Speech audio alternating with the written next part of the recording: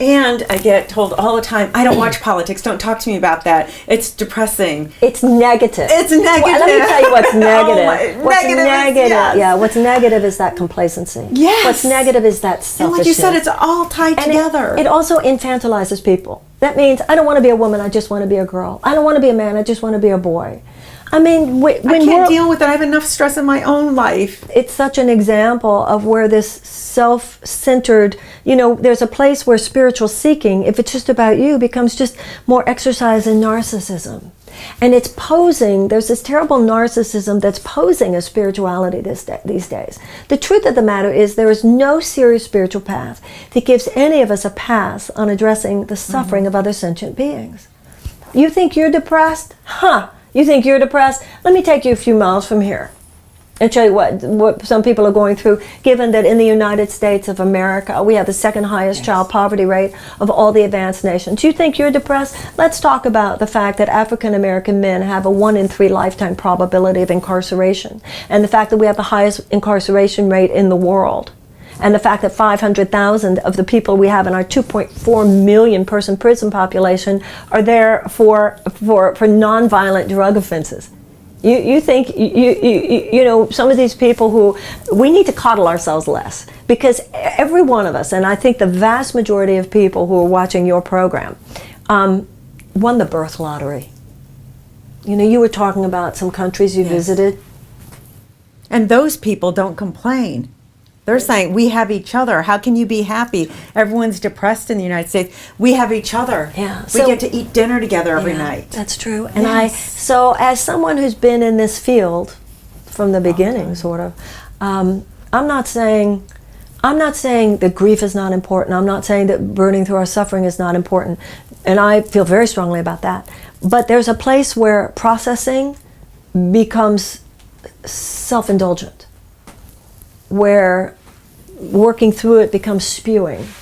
And we have to ask ourselves that. And I think, going back to what you were asking before, I think the fact that very early on in my career, I was smack dab in the middle of the AIDS epidemic. I've seen real suffering. I mean, people don't usually come to me because things are going well.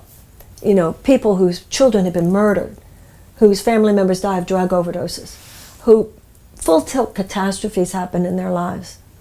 And I think sometimes people lack perspective. Now, some people say, oh, Marianne, she just says, oh, get over it. And that's not me. But I know in my own life, the other night I had a situation that was, I was going on and on about not getting what I wanted about something. And I opened the Course in Miracles, and it talked about not looking outside yourself or something. And I prayed for help.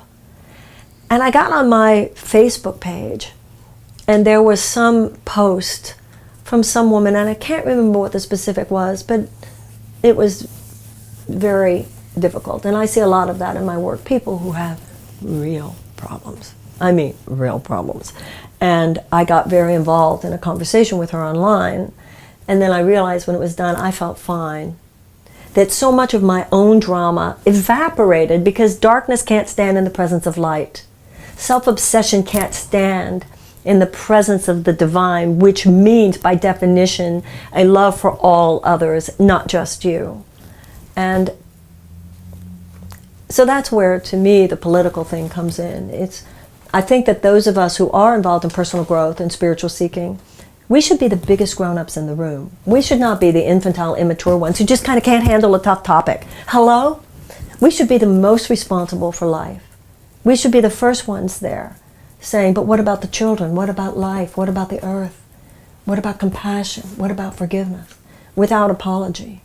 And the fact that we're just staying over here in this little segment of our own sometimes, because life is hard, I don't have a lot of patience for that.